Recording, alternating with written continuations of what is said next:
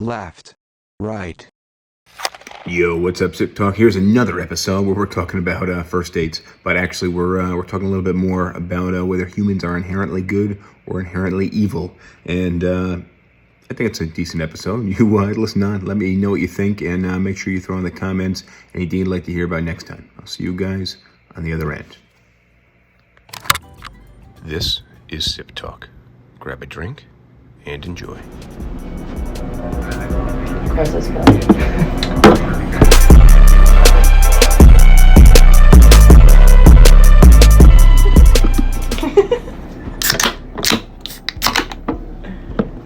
Cheers. Cheers. Cheers.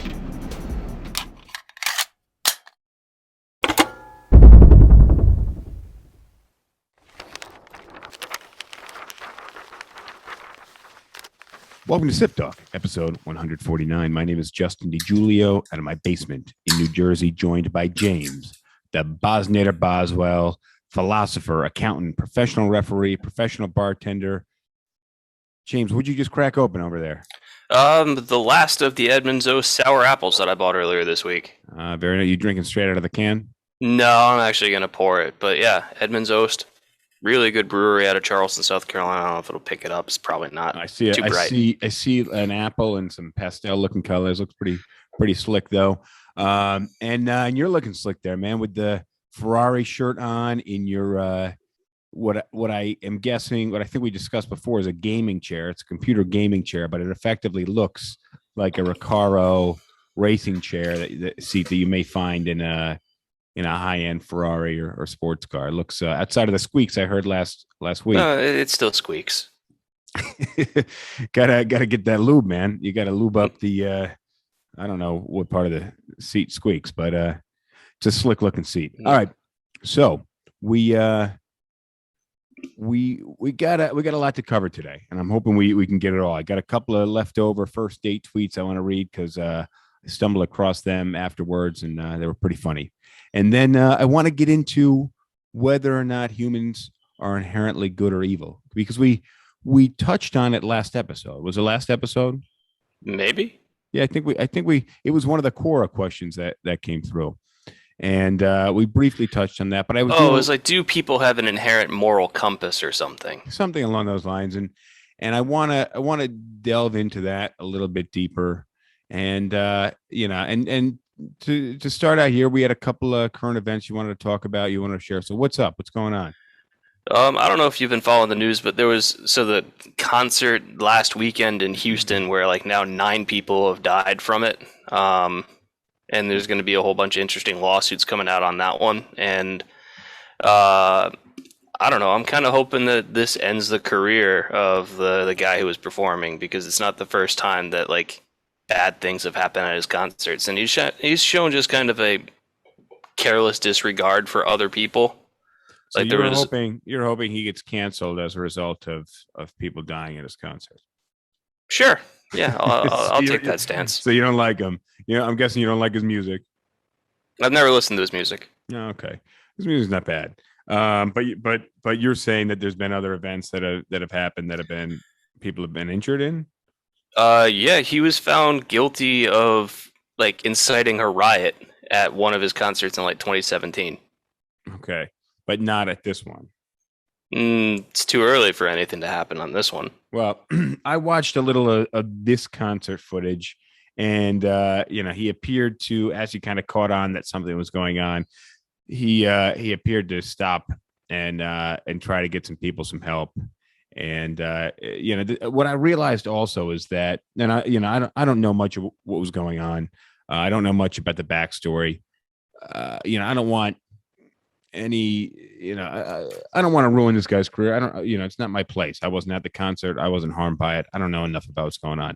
But I also was thinking about it. And the thing is, when you're on a stage, where's the light? It's on you. For the most part, you're not going to see the intricacies of what's happening out in front of you, right? There'd be a little bit of light on these guys, but you're not going to know really, for the most part, if people are laying on the ground. I watched some other footage of some other concerts, and people really start drawing attention to what's going on, and that's what makes the artists aware of what happened. And it looked like the same thing happened in this one. And he let off on the music, slowed down. Yeah, the difference is that like I've read numerous accounts from people that have either run security at like concerts before his, or where like he's told people to rush the stage and shown no respect for the security. There's a one where like there's a video of him like getting the crowd to turn on like a concert. So like the event had videographers, and so there's a videographer like in the background of the stage trying to take a video of like him performing, and like he stops a performance and calls her a nerd and everything like that. And it's like she's just doing her job, man. Like, well, okay, yeah, but I don't think somebody's career should get ruined for calling somebody a nerd or just kind of being a general. It's not just one incident. Sure, It's a pattern of behavior that shows that he has no respect for anybody but himself. Well, and also, I was thinking like there are concerts where there are mosh pits and things like that, and some people don't know what to expect. Some people know what to expect. I remember the first time, being at a concert where there was a mosh pit, being like, oh my God, that's wild. And then I'm like, going to more concerts and hearing about more heavy metal concerts, and it's kind of like a regular thing. I was like, oh, I guess that's kind of normal. But what I was thinking was, who's the responsible party in this instance? And people are bringing their children to these events, and good comparison that I heard was, in the sense that these places aren't necessarily prepared for the absolute worst case scenario. Now, a concert venue like that is not going to have 160 ambulances and 1,000 EMT staff for absolute worst case scenario. So one of the things I saw is like I saw a picture of a concert venue. I don't know where it was, doesn't matter. And they had these railings installed, like, so you have just like this big general admission area, right? And then they had railings installed like every 20 feet or so. And those are designed so that way, like when people try to move forward, like those railings will stop and just kind of act like, well, barriers to prevent people from getting too close together because it restricts movement, but not in a negative way. It's a way of keeping people separated, because and this is one of those ones where probably most of the fault lies with the concert and event organizer, Live Nation, because they should have known, based on ticket sales and everything, how many people were going to be there, and then whatever industry standard practices are for number of staff that you need based on attendance.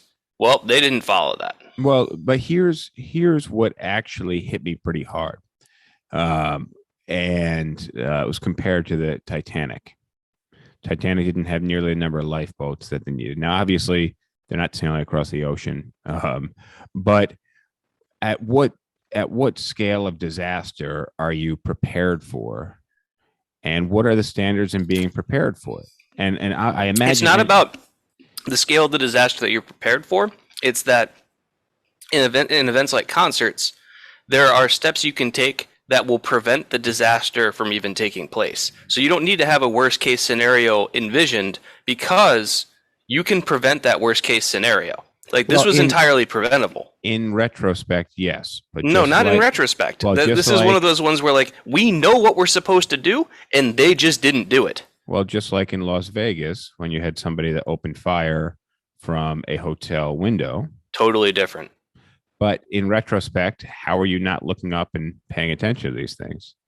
So no, that's totally different, because that's one where you're not going to be able to go course through all the areas where someone could possibly set up a sniper post and start shooting. That's not on the fault of the concert organizers. That's on the fault of probably the hotel for not realizing that somebody brought in like 20 weapons. But that's not on the concert organizers. You look and say, how could the concert organizers have designed their concert for people to be more safe? And the answer is, well, probably not in any way that would have prevented what happened. Whereas what happened in Houston is, how could they have done things to be more safe? Well, hire more staff and design the concert venue itself to prevent the crowd from being able to crush together like that. And that's a really scary very possible thing that can happen. It's and absolutely terrifying. One of the things I hate about crowds is just the crowd force, and that is a really serious thing. But you know what you're saying also takes responsibility away from Travis Scott. Yes. So I realize that. That's just where it gets a bit messy. So you know he may not. If this were the first time that it had ever happened at one of his events, then I wouldn't be casting blame. It's that it's happened at multiple times in his events, and there's other incidents not involving crowds. Like there was a story about how one of his managers, they were either at a recording studio or somebody's house or whatever, and one of his managers was an epileptic, and he started having a seizure, and Travis Scott and like the rest of his group left. Like the person started having a seizure, and they just left. Yeah, well, a lot of shitty people out there, and I think there's a right. So I'm a good chance he is one of them, but I don't necessarily know with that we can push this guy to be canceled. You know, as a result of this concert. And again, I see no loss in doing so.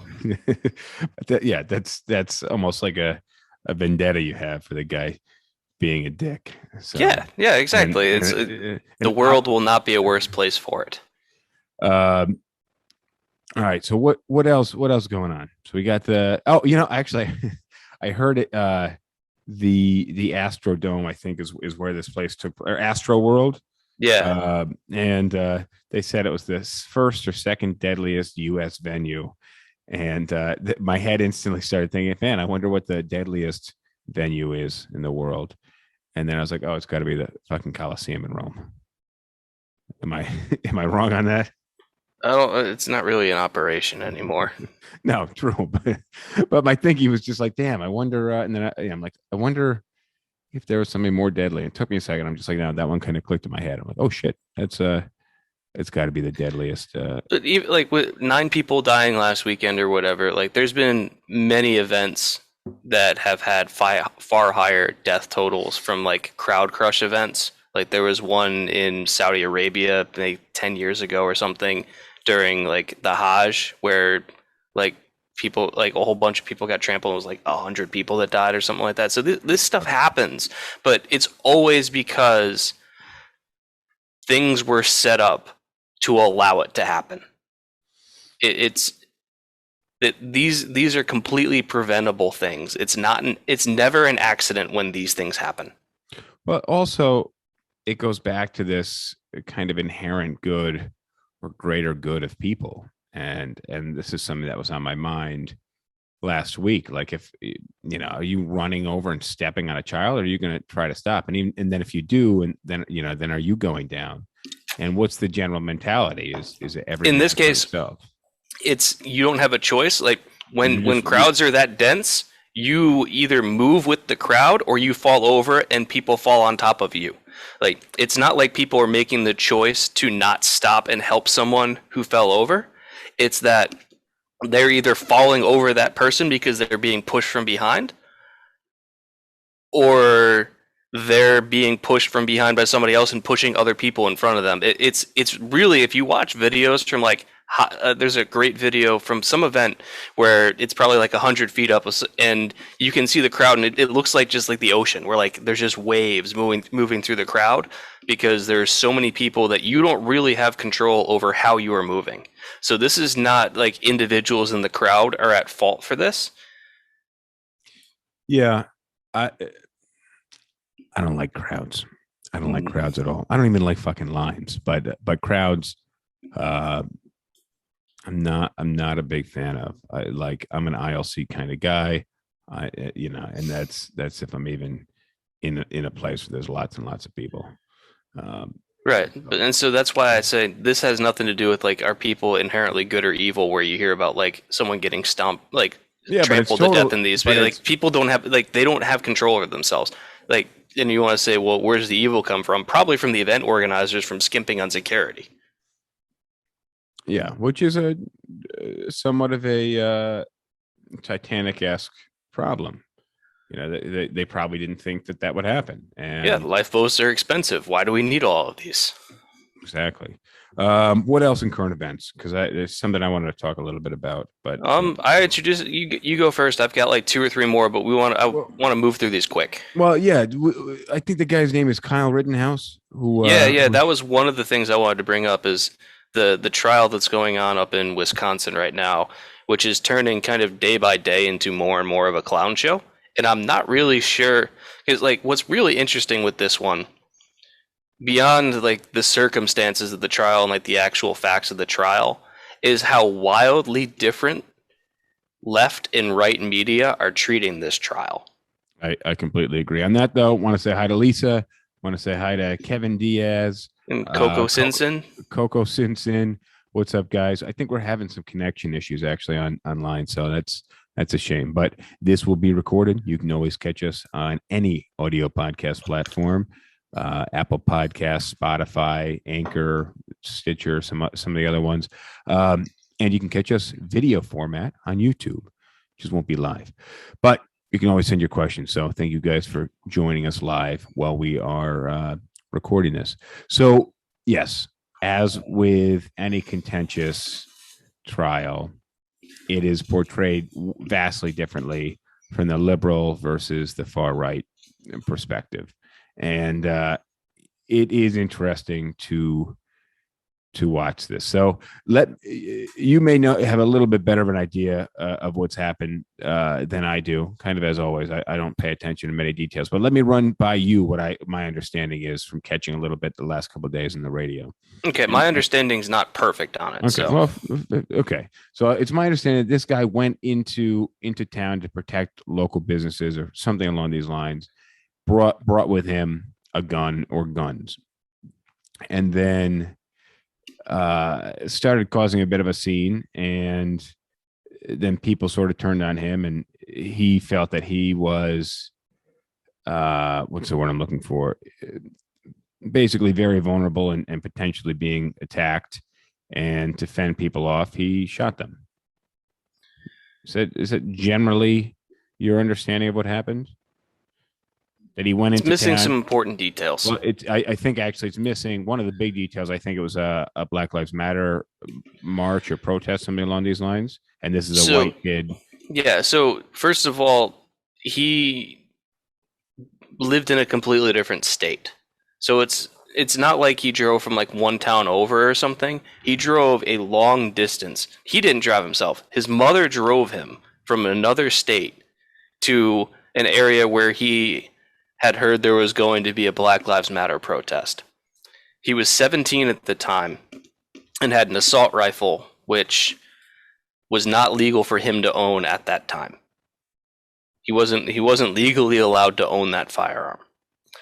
And his mom drove him, which is so he sought out a dangerous situation and brought with him a gun that he wasn't legally supposed to have.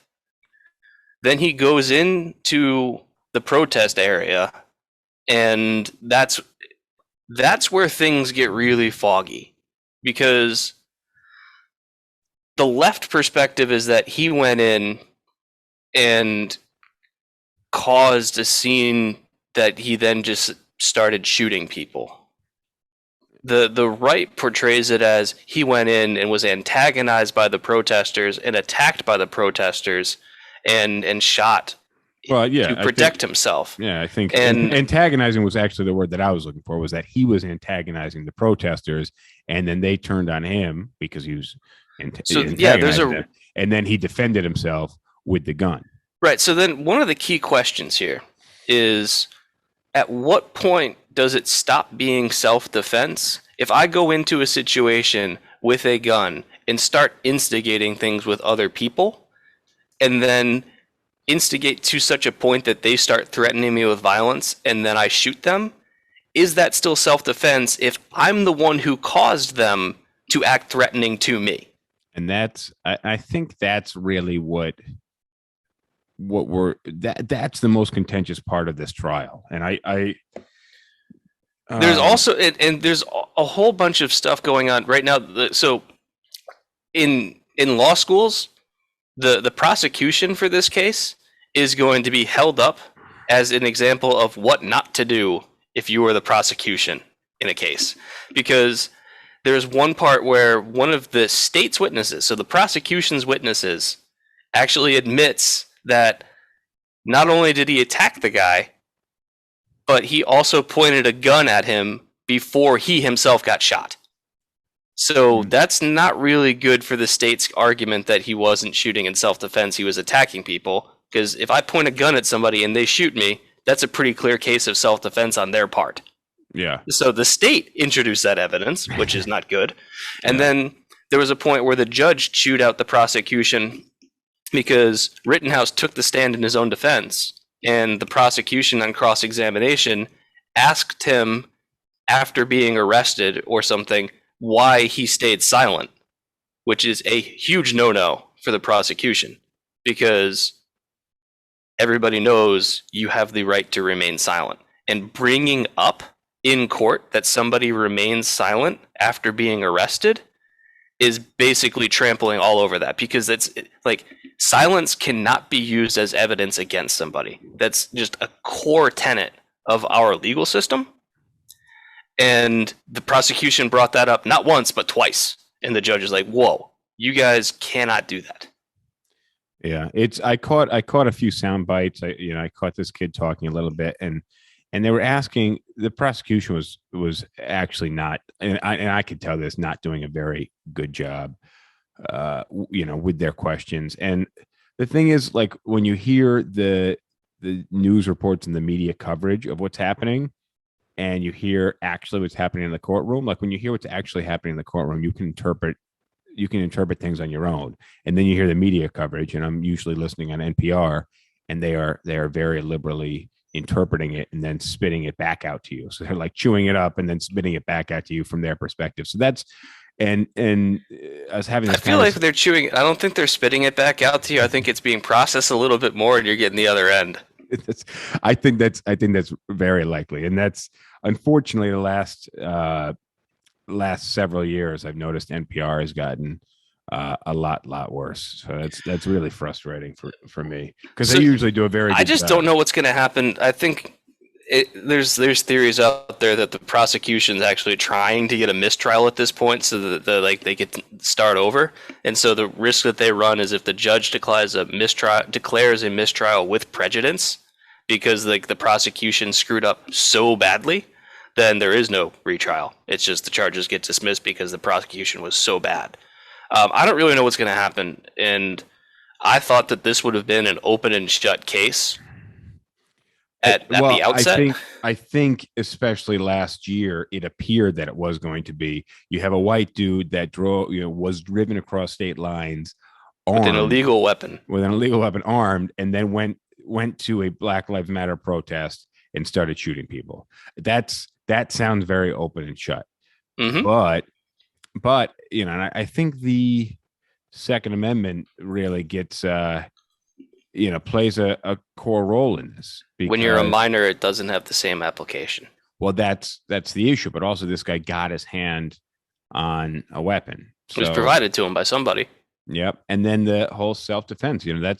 That's effectively what weapons are for. Whether he got his hands on it legally or not, self-defense is a right. And yeah, but the question is, was it self-defense? And that's where it gets tricky. So, but again, if I have a gun and I start shouting at you, now I'm antagonizing you. But if you then come at me knowing that I have a gun, shame on you. Like that's dumb on your part, because I'm the guy with the gun. So sometimes a bigger person picks on you. Sometimes you just gotta take it, and you got to pick your fights, and you're not going to fight with somebody who's got a gun, and that's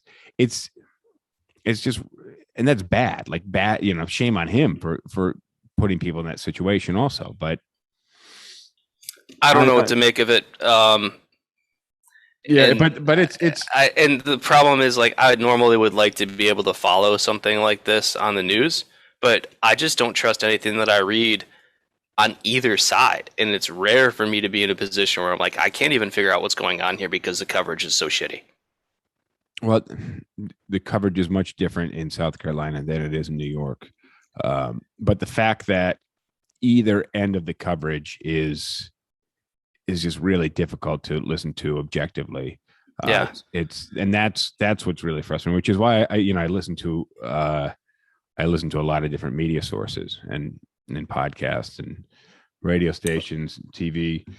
All right. Well, let's wrap up with the news because we're actually like 30 minutes in now. All right, shit, my bad. What was the other thing you wanted to bring up? We'll see. I was going to talk. Well, I think this might be like more of a full podcast, but like there's all these supply chain issues right now where people are trying to order stuff for either the holidays or whatever and aren't getting it because supply, like shipping, production, all the logistical support needed for both of those things is just gummed up. And I wanted to tie that together with what we've been seeing recently that a lot of like news outlets have been calling like the Great Resignation, where lots of people are just like quitting jobs and like there's the employment shortage or whatever. And those two are definitely related. And I wanted to talk about what's going on there. But I think that that's going to take more than 5 minutes to sort through. Fair enough. But on that and the Great Resignation, I have I recently heard that a lot of the supply chain issues right now are also compounded very much so by the fact that we don't have truck drivers. Well, that's part of the Great Resignation thing. Exactly.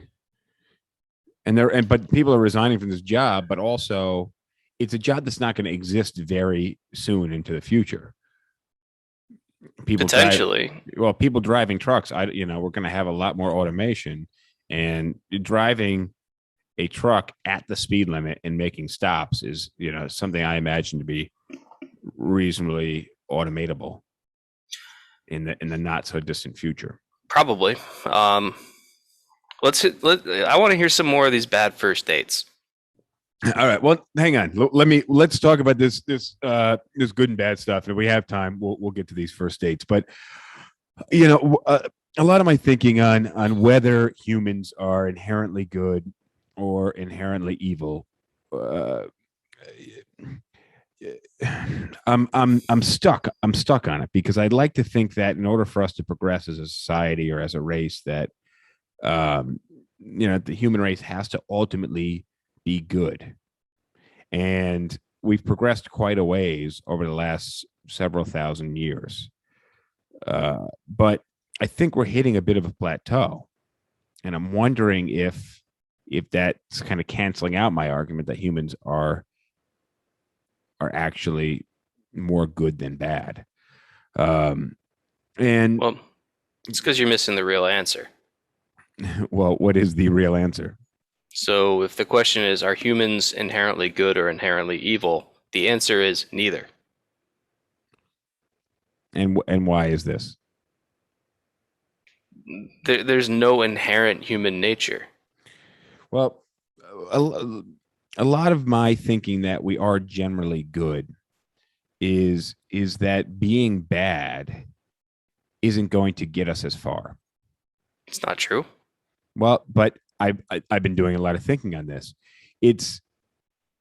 I don't think, and you're going to have outliers on either end, right? You're going to have like a Rockefeller or a Christopher Columbus who, supposedly both of these guys, and I don't know enough about them, we're really bad guys, but Columbus definitely so. I don't know anything about Rockefeller's history, so I can't comment. But took advantage of other people and ultimately made out very well for themselves. But then on the other hand, so they were bad people that benefited really well by being bad. And then you have the super good people, and quantitatively, and I'm thinking like Mother Teresa. No, Mother Teresa was not actually a very good person. Okay, then the name, and well, one, I'm curious why you think that. I don't know much about Mother Teresa, but why do you think that? And then name another good person. Mr. Rogers. Mr. Rogers. Yeah, I like Mr. Rogers, but you would, Mr. Rogers, anything you read about him, the man was just so fundamentally good. Yeah, and that worked out very well for him. But he didn't do it for any other reason. He did it because he had a concept of what being good to other people was, and he just lived it every single day. No, I like that. I agree. But then you, somebody else that you don't always know what's going on. I'm not really trying to compare this person to Mr. Rogers, but then you have a Bill Cosby, who everybody thought was a good, great, caring, wonderful person, except for a very slight minority that knew what he had done. And then everybody found out what he had done. And now we all understand that he was just a terrible, terrible Right. person. So one person pretended to be good, and one person just was good. Yeah. But my I mean, and you can live an entire life hiding that. And Cosby he almost did. Almost did, exactly. So, but what my thinking is that there has to be this, if you sow badness, ultimately what you're going to get is badness. So not every Rockefeller who takes advantage of people and winds up really good for themselves. That's not always the case. Bad people don't always win. And then, then I was trying to think of some bad people that really, at the end, they did really bad shit, but like they're not being celebrated, and shit ended pretty badly for them, like a Hitler or an Osama bin Laden. Real quick, we should just throw this out to the chat and see what they have to say in terms of answering your question, so we can respond to them. Say hi to Modestly Blase, and also, so Princess Diana, was she a good person? I don't know enough about her, but I think that like she did a lot of work for charity and like humanitarian concerns, so she was probably pretty good. Yeah. I wouldn't think of her as a generally good or generally bad person. That wouldn't be. You want to read Rash's comment here? Yeah, Chris Rock said that it's not about teaching your kid to love, it's beating the hate out of them. His daughter was being mean to another girl on the playground. He's like, "Do you really think I taught my girl, my girl to like be mean to that kid? Kids are bad inherently, and you have to beat it out of them." I don't agree. Like, well, I like Chris Rock, and I think he puts things funny in funny ways, but I don't think that that's necessarily the right approach. Oh, I think that's the humor in the statement. Yeah. But my thinking is that what we understand as karma is actually a much more complex thing. That is that what you karma's an invention. It is an invention, and that's why it's people not, because what people aren't doing is playing chess with their good deeds and their bad deeds. I don't think people think I don't think people are smart enough for that. But what I'm saying is, if you do enough good, goodness comes back to you, and that's what the invention of karma is. Your description of that. Okay, so let's we need to have a working. Rosh says we need to define what's good and bad, and I think he's right. So I don't really have an easy definition for what makes someone evil, but I do have an easy definition for what makes someone good.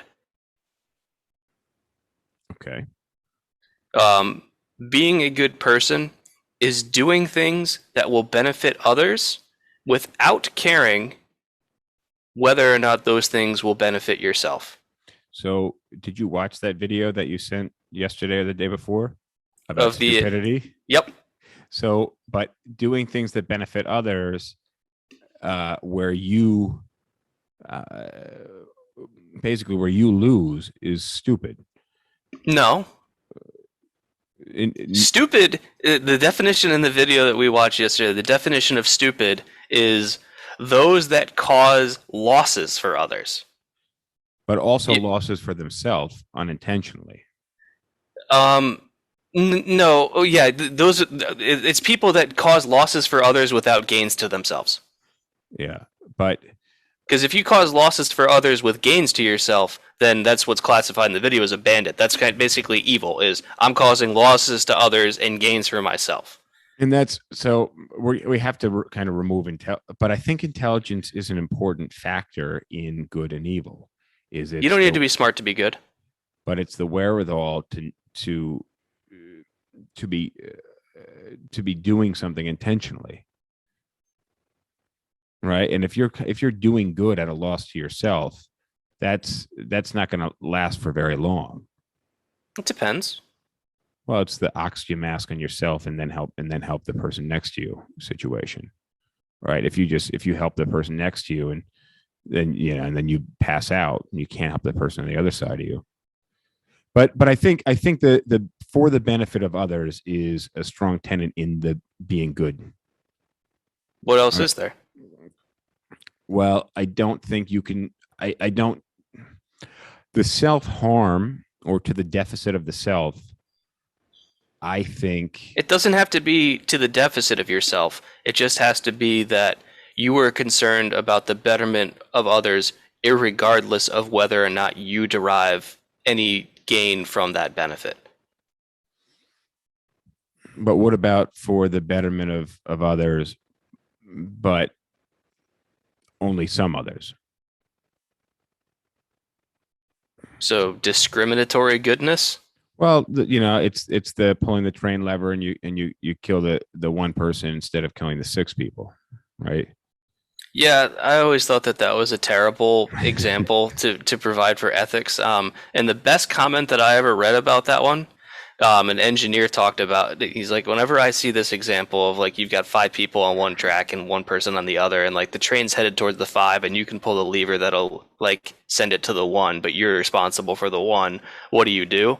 And he's like, this question's addressing a problem that is way out of hand. The real question should be, why are there people on the tracks in the first place, and who put them there? That's who we need to be going after right now, is how do we allow a system to get us to this point? Fair enough. And I'm glad you shared that, because I never thought about it that way. so that's good. But back to the good and evil. So doing things for the betterment of others, that is a tenet in the being good. And I would say that's the entire definition. Yes, but I think it needs to be more well-rounded than that, because you can't simply always be doing things for the betterment of others, because ultimately, it could be bad for you. And I go back to the oxygen mask thing. You can't be all give. And then on the bad end of the spectrum is taking from others for self-enrichment. Mm-hmm. But again, and this is why I think and this is why I think we kind of lean more towards good, because when you're consuming, right, when you're taking from others for the betterment of yourself, I think you end up with a net negative, because ultimately you're going to run out of resources, and people are going to catch on that you're a bad dude. Whereas if you're giving to others, and here's where what I'm thinking is, maybe you can give to others, and then you get that karma effect, and more goodness comes back on you. And that's why I would think that this idea of karma is invented to describe the multiplication effect of being good. And that's why I think there has to just be more. Generally, there has to be more goodness out there than badness. Well, possibly, because if there were more people out there causing harm to others than causing betterment of others, then the system would kind of collapse. It just wouldn't work. Say that one more time. Because if you have more people out there causing harm to others than causing benefit to others, then the system's going to unwind. Yeah, because that's what I'm getting at with and that's why I think ultimately there has to be more goodness, and humans have to. There's something out there that's making people, for the sake of humanity, be better. Economics, basically. It's that if I can produce something that helps other people, then I can trade that for other things that other people have produced that help other people. So by doing good for others, I can take advantage of the good, and not like take advantage in a negative way, but take advantage of the fact that other people are also doing good, and then trade my good with their good. And so it's incentivized on both sides for people to help each other, because then you get to reap the benefits of skills that other people have that you don't. But that's why that's where my brain was going with this whole karma idea, and that good has this that goodness multiplies, and badness basically divides, and that if you spread goodness, it's going to create more goodness, and that will come back towards you. And that's where I think the idea of karma is derived from. Yeah, so like in an economic sense, if you think about it, if all you're doing is taking advantage of other people and not really contributing anything on your own, then eventually people are going to realize this and stop trading with you because you're not providing anything for them. Mm-hmm. And so the system is geared towards people that provide benefits to others because then others want to provide benefits to them. It's reciprocal. Like, and it's like the freeloader thing where like if you're in a group project or whatever in school and you've got one person who's not doing any of the work or whatever, like they might be able to get away with that once, but eventually the group's going to realize that they're not doing anything and basically just tell the teacher, like, hey, Justin didn't do any of the work. That like this group project, there's 4 of us and it's 3 people's work that you're seeing. Yeah, I'm trying to think back to like some school group projects that I was involved in. I would say for the majority of them, I did the majority of the work, but sometimes I did very little. And yeah, and so like if you're in a class where it's all group projects or whatever, and like let's say you have 4 projects over the course of the semester, and you're working with like a fresh group of people each time, then like if you don't pull your weight in the first group, then by the time it comes to the second group, the people in that first group are gonna be like, hey, don't. Like James is in your group this time. He did nothing for us in our last group, so just be aware of that right now. And I'm going to be carrying a bad reputation into my second group. And well, yeah, and then they're not going to want to work with me because I took advantage of the first group. If you're letting the groups form themselves, then what's going to be left are all the non-performers in a group that just doesn't perform. Yeah, if the teacher assigns the groups, then you're kind of boned. But if the groups kind of get to form by themselves, then like nobody's going to want to work with me in the second round because I'm like, you didn't do anything. Why would we invite you into our group? Yeah, but I'm not necessarily seeing the multiplication effect here when we break it down into groups. Whereas I'm just saying, like Rosh was asking about like an example of how like goods trading and taking and providing for others versus taking from others long term is either a successful or not successful strategy. And the idea is like, what are you good at? Was that a question to me? Yes. Beats me. Okay. Well, think about like, I don't know, you're a mechanic. You're good at fixing cars, but you're not good at diagnosing medical problems. So you focus on fixing people's cars and you're providing good to them. And you can go to somebody else who's good at fixing medical problems when you hurt yourself fixing a car. This is the foundation for all trade, is that you're not going to be good enough at all the things that you need to do, so you specialize, and you find a way of trading your goods and services for those that others provide, and everyone's better off. And if I fix cars, and then like if a doctor comes in and says like, hey man, can you fix my car? I'd be like, I'll fix your car, but can you like take a look at this growth?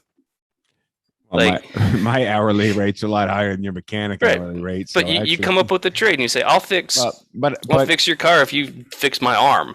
And then if I fix the car and the doctor says, well, I'm not going to fix your arm.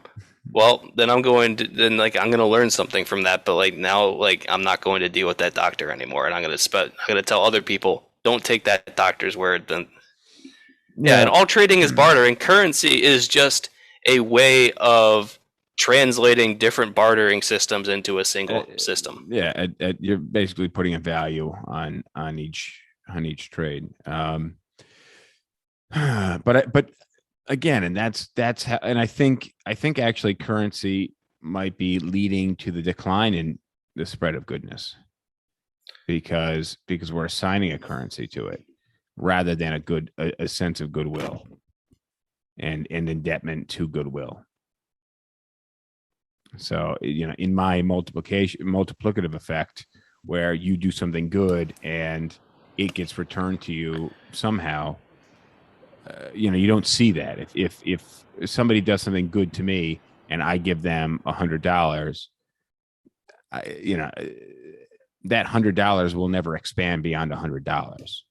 and actually it's being taxed. So now it's $92, because of the sales tax, and then the recipient's paying income tax on it. So now it's $60. So I actually think currency may have slowed down the multiplicative effect of the spread of goodness. Are you following me through this? Yeah, but I don't agree. Well, but that's I just But don't think we're kind of off topic because the question is, are humans inherently good or evil? And my answer is neither. We are products of our environment, and we can become good or evil based on what behaviors are reinforced. yeah, and what does well, and I think I think the environment inherently reinforces goodness, and the environment. You would hope. Well, for the most part. But it's not always, because you can it's a very cultural thing, and you can look at people that are raised in certain cultures. We would probably say are not good people, but in their culture they are. Who's to say who's right? Can you? I won't press you for this, but can you think of an example on that? Because I'm trying to think of an example on that. Well, if you're raised in like a white supremacist culture, then like within your culture, you think that thinking that white people are superior is a good thing, whereas like we wouldn't say that. Yeah, I don't know that those communities are necessarily thriving, although I'm sure some of them are. But that's just an easy example. But like, I'd have to do more research in terms of like cultural practices that exist in other parts of the world. We might look at and say that's not good, but it's just accepted there. You want to read this comment? From Modesty? Sure. In my opinion, I would have talked to the person who didn't contribute to the group project in addition to not do the same thing as others when you were part of the group. Well, yeah, I mean, but what happens if you're in a group project and you're all getting the same grade and one person is like, I'm just not doing anything. And they're okay with getting a shitty grade, but other people in the group want to get a good grade. So they have the choice of either taking a shitty grade or doing the work of the one person who's not doing anything and allowing them the free ride. Well, and sometimes you're just going to give that person the free ride because you don't want that person's input anyways. But yeah, you want to get that person to contribute as much as possible anyways.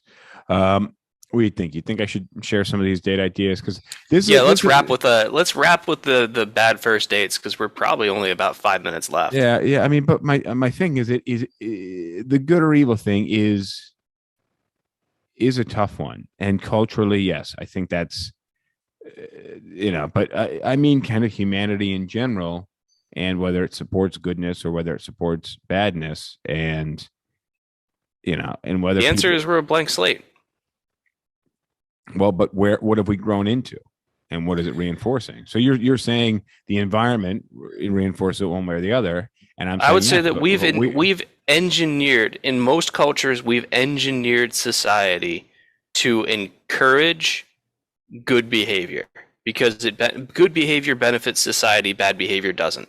So we've engineered society to encourage good behavior, but that doesn't answer the question of whether or not we're inherently good or not. We've shifted the scales to push people in one direction, whether they want to or not, because it's more beneficial to themselves to not break the laws, because consequences of breaking the law suck. So that doesn't answer the question of what's our inherent nature. My answer as an existentialist is there is none. Well, and the people that have engineered society to do that, I'm assuming, are very powerful and generally very intelligent people who have. Well, it's just whoever writes the laws. Well, I think they've done it through religion and the invention of religion and the establishment of government, oftentimes through religion. If you go back far enough, sure. Yeah, and I think religion has played a big role, but we're definitely losing. So you and I can attest to, we definitely lost a lot of religion. So things change.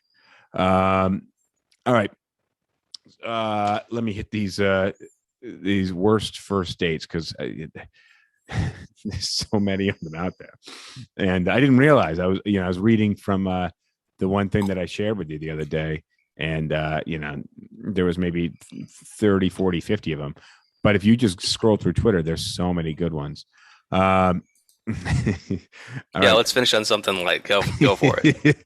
My date went to the bathroom, so I texted my roommate who was having an argument. My date went to the bathroom, so I texted my roommate while he was gone. She was having an argument with her ex, but I accidentally sent it to my date. So while he was in the bathroom, he received a text from me that said, "Are you okay? I love you." And that's funny, but that's not a bad first date. That's just kind of an awkward, like, hey, I've got to explain something here. Could you imagine being on a first date and you go to take a piss and you're there 2 minutes later, you get a text? I mean, if I got a text like that on my first date, I would immediately assume that it was mistaken. I'd be like, so what's going on here? And they're like, yeah, it's my roommate who's having a fight with their boyfriend. I'd be like, oh, that makes sense. Yeah, I mean, it would clear it. Reasonable people would clear that up pretty quickly. All right. So here's another bathroom one. He went to the bathroom and was gone for almost an hour. I got worried and went to the bathroom to see if everything was all right. And there he was, hanging from the bathroom window, stuck, trying to escape. Hey, that's just awesome. The bathroom ones are good. Real quick, so modesty says, unfortunately, some people are predestined to be bad. So, like, saying that, like, so when I say that humans are a blank slate, that's not to say that there isn't variance there for whatever biochemical reasons when you're born and how you grow up or whatever. Like, there might be the deck is loaded one way or the other for or against you, but on aggregate, I'm saying that we're neutral. Yeah, I agree with you. All right. This is a good one. It's probably from someone in your neck of the woods. We stopped at his family's barbecue on the way to our date, and we found out that we were third cousins. Yeah, that sounds like a South Carolina problem. All right. This one I really like, actually. All right. He stood very erect and wore a fake muscle chest like a Batman costume under his clothes just to look fit. I really thought he was. Next time I saw him, he forgot to wear it and he had a belly. He also opened his eyes really wide to make a point when talking. That first one is hilarious.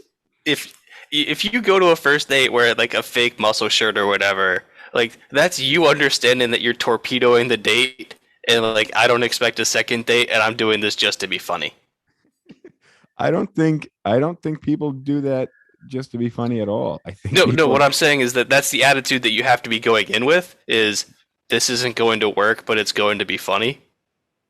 Oh God! But it's not fair for men who want to put on a fake chest costume, because women often supplement the themselves in the padding department and also the makeup department. So I feel bad for this dude, and he was doing the best he can. He just couldn't trick you ladies like as easily as you can trick us guys. Yeah, I think the difference is like if I'm at a date with the chick and like I later find out that she was padding her bra or whatever, I'm not gonna care. Yeah, exactly. But if a girl went out with a guy who had a fake chest plate, all right. I still think it's funny. Oh God, I feel bad for that dude. All right. All right. Here, something like this has happened to me, and it's terrible. Went out for beers followed by a show. Everything was going great, except his ex kept calling 84 times exactly. That's not counting texts. And messaging him words with friends. But fuck it. I married him anyways. So apparently that worked out really well. Yeah, he's missing a really simple solution there. Which is what? Turn off your phone. Yeah. Good point. All right. Next one. Last one. You're gonna like this one. I met him at a restaurant, and right when we sat down, he immediately said, "Please order what you want. I don't want you to feel self-conscious about your weight." I love that one because it reminds me of. I know I've told this story before, but there was a question on Ask Reddit of like, you're out on a first date. What do you say to ruin the date as quickly as possible? And there are a whole bunch of like vulgar responses that I didn't think were particularly clever, but I did like this one, which is, you sit down for dinner. She'll have the salad. That's what I thought of actually when I read this one. I met him at a restaurant, and right when I sat down, he immediately said, "Please order what you want. I don't want you to feel self-conscious about your weight." Which is hilarious because like he had the right idea, but just totally screwed the execution. There was no tact in that at all, and oh God. I can just picture you walking a girl to the car and saying, "Would you like me to open the passenger side door for you?" No, I don't even do that. I know. I just like unlock the door and I'm very you don't. Yeah, I'm very aware. We covered this last time. God. Yeah, if the fact that I don't open the car door for her torpedoes the date, then there were going to be problems down the line. Yes, I agree. All right. I think we're out of time. I know we're out of time. So I want to thank everybody for joining. I will let you know if we will be on live next Tuesday. Obviously, I got to travel over the weekend. So I don't know for certain that will be live Tuesday, but I will make sure that this episode goes online as quickly as possible. I want to thank everybody for joining us live despite the connection issues, and invite you guys to follow us on YouTube and any audio podcast platform you can. Thank you guys for joining. James, thank you for joining. Rosh Galeb, everyone in the background feeding us your live comments. Thank you to Rosh, and I will see you guys next time. Adios. Cheers.